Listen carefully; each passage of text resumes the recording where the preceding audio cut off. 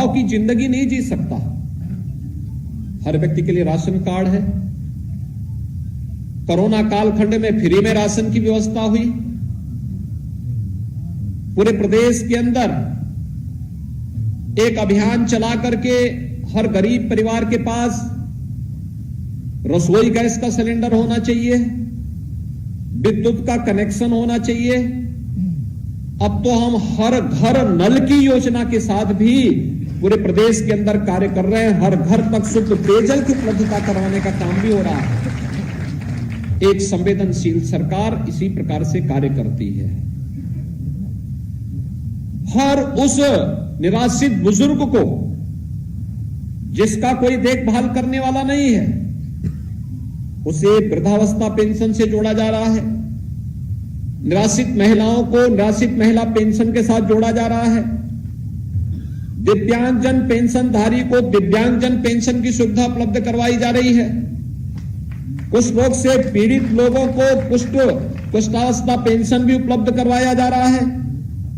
2017 के पहले जो पेंशन की राशि मात्र 300 रुपये थी, विगत 5 वर्ष के अंदर इस राशि को बढ़ा करके 1000 रुपया किया गया। 12,000 रुपये सालाना उन सभी परिवारों को ये सुविधा उपलब्ध करवाती है सरकार।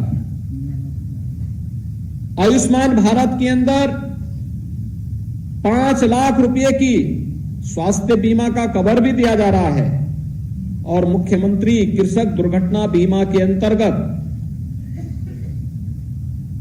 न केवल किसान और किसान के परिवार को बल्कि बटाईदार को भी किसी भी आपदा की चपेट में आने पर 5 लाख रुपए उस परिवार को उपलब्ध करवाने का कार्य, बीमा देने का काम भी सरकार कर रही है। यानी सरकार कितने बड़े कार्यक्रम के साथ आपके साथ जुड़ी। एक संवेदनशील सरकार इसी प्रकार से कार्य करती है। प्राथमिकता के आधार पर लैंड रिकॉर्ड को डिजिटाइज करने के साथ ही इस बात को भी हम सुनिश्चित करें कि अब 6 साल के खतौनी के इंतजार को समाप्त करते हुए हम इस बात को सुनिश्चित करें कि जब किसी व्यक्ति के द्वारा कोई जमीन बेची जा रही है, उसी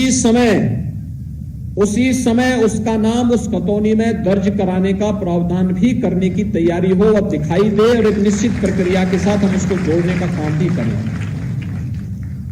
क्योंकि होता क्या है, नहीं तो एक व्यक्ति बार बार एक ही जमीन को कई लोगों को बेचता है, वह तो पैसा लेकर के अपने आप गायब हो जाता है।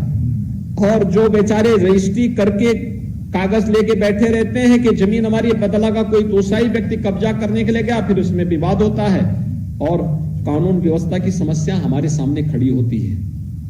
इसको हर हाल में रोकना पड़ेगा और इसलिए यह व्यवस्था प्रदेश के अंदर लागू करने का कार्य हमें एक समय सीमा के अंदर करना ही होगा, जिससे अधिक से अधिक लोगों को इससे राहत मिल सके और प्रदेश के अंदर कानून व्यवस्था की जो समस्या है उस समस्या का हम समाधान कर सकें। इसके लिए हमें या किसी व्यक्ति को बार बार कानून को तहसीलदार, नायब तहसीलदार, तहसीलदार या फिर तहसीलों के चक्कर लगाने की नौबत नहीं आनी चाहिए।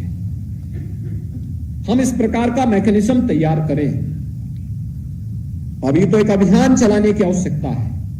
वरासत के जितने मामले लंबित हैं, पूरा रिकॉर्ड मांगे, जवाबदेही तय करें और एक समय सीमा के अंदर हर तहसील को हम इस बात को जोड़ें कि इसको हमें 0 तक लेके जाना है और जिससे लोगों को अधिकाधिक सुविधा हो सके। पैमाइश से जुड़ी हुई समस्या का समाधान भी हम लोग एक समय सीमा के अंदर कर लें, कोई पेंडिंग नहीं रहेगी। अगर ये राजस्व से जुड़ी हुई इन समस्याओं का समाधान हो जाता है तो अपराध में आधी से भी कमी हो जाती है और अपराध में कमी होती है तो हम प्रदेश के अंदर जिस कार्य में अनावश्यक समय खर्च करना पड़ता है उस समय का उपयोग हम किसी अन्य रचनात्मक कार्य के साथ करेंगे तो प्रदेश विकास के पथ पर अग्रसर होगा। आज यहां पर 11 लाख से भी घरौनी वितरण का एक कार्यक्रम जो हुआ है, एक बड़ा कार्यक्रम है ये और इस बड़े कार्यक्रम का परिणाम भी किस रूप में आपको देखने को मिलेगा। आप देखेंगे जो स्वामित्व प्रधानमंत्री स्वामित्व योजना के माध्यम से अत्याधुनिक तकनीक का उपयोग करते हुए जो एक कार्यक्रम यहां पर संपन्न हुए हैं, इसके कई लाभ हैं। एक ग्रामीण क्षेत्र में संपत्ति से जुड़े हुए विवाद का समाधान होगा। दूसरा, ग्रामीण क्षेत्र में निवासी अपने गांव की आबादी क्षेत्र में स्थित अपनी संपत्तियों के प्रमाणित दस्तावेज प्राप्त करने के हकदार बन जाएंगे और बैंकों से लोन आदि लेकर के अपने किसी एक निश्चित व्यवसाय को भी आगे बढ़ाने में वे सक्षम हो सकते हैं।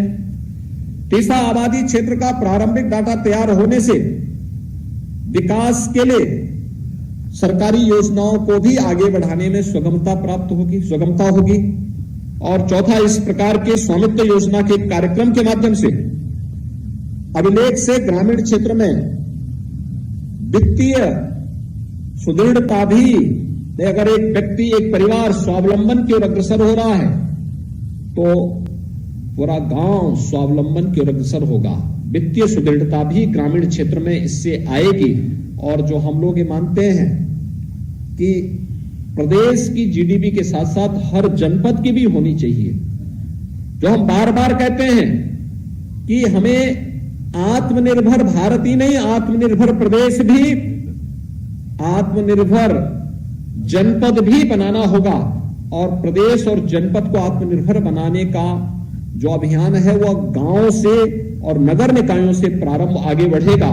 हम आत्मनिर्भर गांव बना लेंगे तो आत्मनिर्भर गांव की भी आधारशिला रखने का एक अभियान है और इस अभियान के साथ हमें जोड़ने